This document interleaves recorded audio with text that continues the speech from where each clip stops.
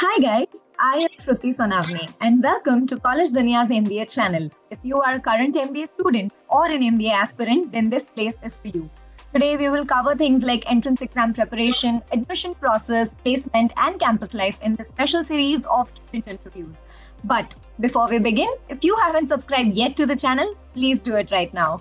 So today we have with us Isha Chauhan from SIBM Pune. She is from the batch of 2022 to 24. So, hi Isha, I welcome you to this interview series of College Dunya. Hi, Shruti. Thank you so much. It's my pleasure. Yeah, so to start with this interview, can you just brief us about your profile, like your 10th, 12th, UG, WorkX, and your percentile? Sure. So, I was born and brought up in Lucknow, which is where I pursued my schooling from. Post that, I pursued BBA from Galgotias University. So, Okay. extension of that, MBA was always in the picture. And my undergrad was that time that I took up on a lot of opportunities and I tried hands at all domains. So I had an internship in HR, one in operations, one in business development, and one in sales. So by extension of my operations internship, I began working full time as an operations associate. And so then I worked for about 10 to 11 months in operations. And then I joined SIBM Pune, where now I'm specializing in marketing. Okay, amazing.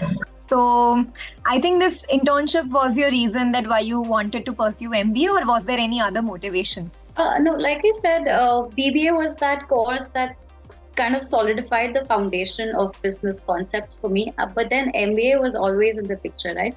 So to develop that managerial skill set and a more practical application of things. So MBA was that step that I needed for the career progression that I aspired. And Correct. so eventually, while I was working, I developed a very strong interest and inclination towards marketing. And then again, for that transition, MBA is like the perfect bridge to, Right. sort of cover that. So, when did you start preparing for the entrance exams for MBA, and what all entrance exams did you appear for? So I started preparing alongside of my full-time role. So it was not very consistent, I would say. I had to manage along with my workload. So I think I started working. So I started preparing around July, and I appeared for CAT, SNAP, NMAT, that. Okay. And what all calls did you get after you prepared for all these exams? So I had calls from all of Symbiosis colleges. I had calls from Narsimonji and all the calls that you get from NMAT. And from CAT, I had CAP calls, GIM, IMT, TAPME, and likewise. Okay. So why SIBM Pune over all these colleges? What made you choose this college over all the others?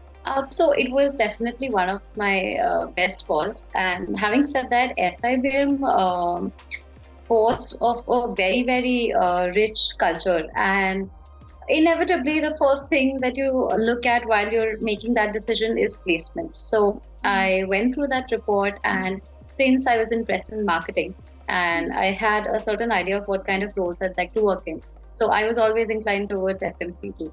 And then I looked at the kind of companies we have at SIBM for placements. So that was then obviously very lucrative. So it was a no-brainer for me for placements at least. And then of course the campus life here at SIBM, it has a very, very rich alumni network. So that is a very strong asset to have throughout your professional life. And yes, and the student-driven culture, which is, it kind of puts you in the shoes of a manager. So like I said, BBA for me was something that was a lot theoretical. And here, it's a very good mix of academics, extracurriculars. So it's a great plateau, which kind of shapes your personality. So yes, all in all, SIBM was one of the best options. Okay, well defined. And so what was your SNAP percentile and what was your strategy to crack SNAP? So my SNAP percentile was 98.9. And my strategy was very SNAP focused. So from what I know, what people do is they're preparing for CAT, and right after CAT, you have SNAP. And they kind of continue with that strategy. But SNAP is it's more speed based. Right. And there's a lot of things that differ from CAT in terms of topics that are covered.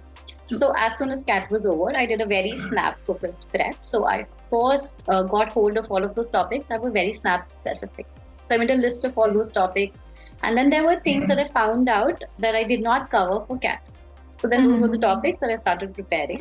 So once I had built a solid foundation of all the concepts, I took a lot of mocks. Since it's a speed-based test, you have to test and try a lot of strategies, right? Okay. There's no sectional cutoff in Snap as such, which is why there's a lot of strategies you can try, and it's very specific to you. There are your strengths and you have your weaknesses, so you have to play at your strengths. You have to catch the low-hanging fruits first, and then you have to manage around that time since it's a speed-based test. So yes, taking a lot of mocks and then noting down the mistakes that I made in one mock and improving that in the next one, that's something that really helped me. Mm-hmm. And did you join any coaching classes or an institute for preparing for SNAP? So I was not full-time referring to an institute's material or something. I tried for SNAP specifically. I watched a lot of YouTube videos which were SNAP centered. I also referred to a lot of lectures from Unacademy, so that was also very helpful to me. Okay. And when did you get a call from SIBM Pune after you got your SNAP scores? So as far as I'm sorry, I'm not very sure of the timeline, but I think it was within a week or so after the scores were released.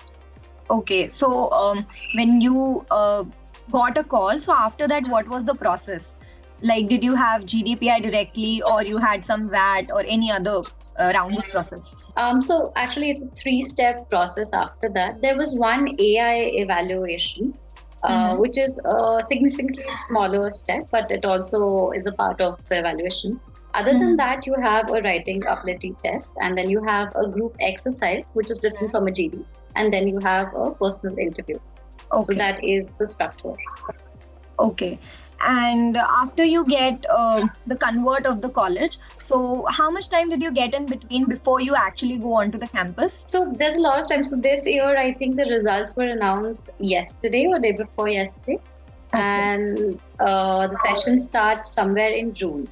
So you have around that much time to, figure out things and prepare yourself.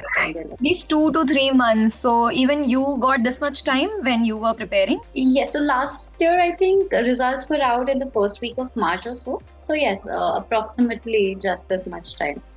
So according to you, how can an aspirant make the most of these 2-3 months before joining the college? Yeah. So this was this is something that even I was confused about last year. But my suggestion is that you really don't have to do a lot of grunt work, and do not, stress yourself as to how you will perform in MBA. I think this is this time that you won't get once you start with your MBA life. Right. So if you're really inclined towards doing something, I would say that focus on developing your soft skills. Read as much as you can, pursue hobbies if you want to, and connect with people in the industry. So you sort of get an idea as to what MBA life is like, as to what corporate life is like, and then you can sort of mold yourself into that personality. Mm-hmm. That is something that I think will during your MBA. And then if you already have a specialization in mind, you can start reading up about that. You can kind of research about the roles in that and the skills that you require to function well in that industry. Right. So also, yes, I wanted to ask, how was your PI experience? Like, how did your interview go and what all did they ask? So the PI experience was actually fairly smooth. It was more like a conversation, like any other corporate interview. So it was focused on who I am as a person, what my background is like, things I've done so far, and what are my aspirations, my goals, what it is that I wish to derive out of my MBA. So was it a strength interview? Not at all. I think it was more. Yeah. So I think the interview is centered around checking whether you're a good fit for the institute or not. So it's mostly HR questions, some theoretical questions, but it was a good mix of both and not stressful at all, I would say. Amazing. So now that you're already in the college and it's around 1 year for you to be in the college and you'll be completing your first year of MBA soon, how do you feel at the campus? How is life at SIBM Pune? So, yes, so that's my favorite question actually, because that's one thing I love about SIBM Pune. So I would say that MBA really is a transformative journey.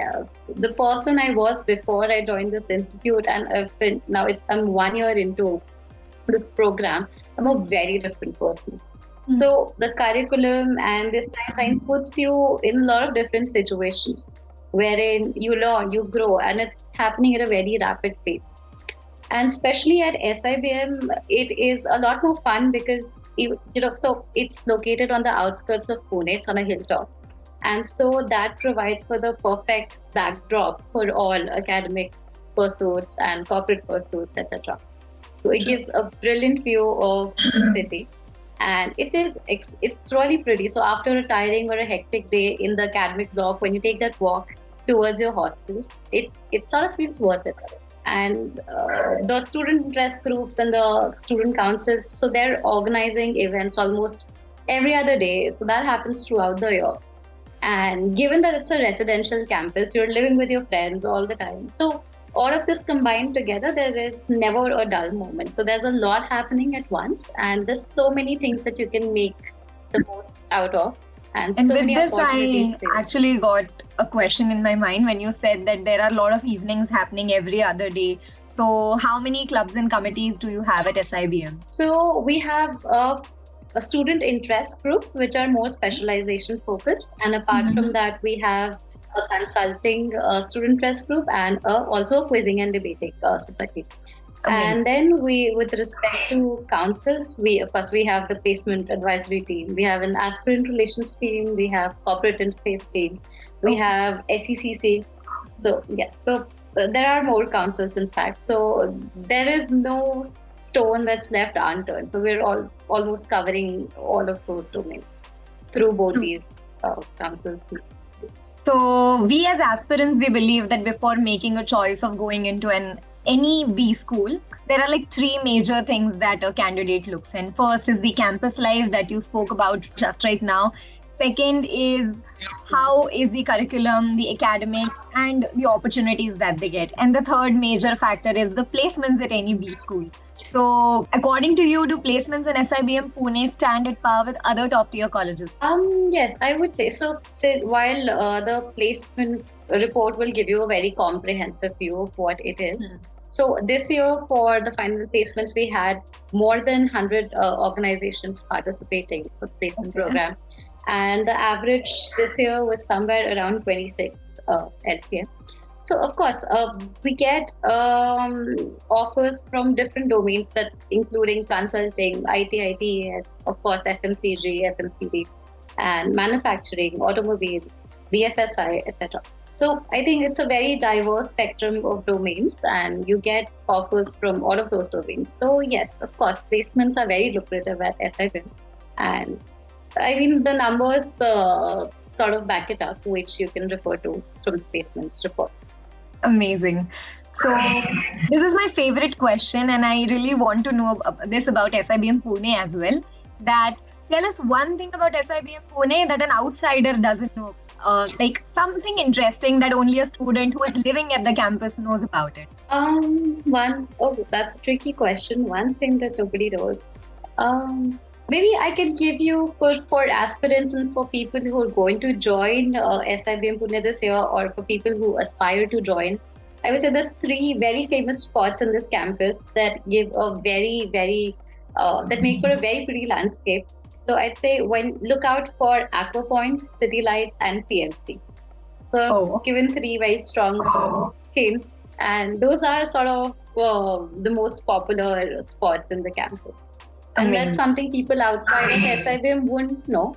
But yeah, if you do your research a little bit, you'll find out. And it's beautiful. It's great. So this is something that only who has been living in the campus knows, and they know they can connect to these three spots maybe. Right.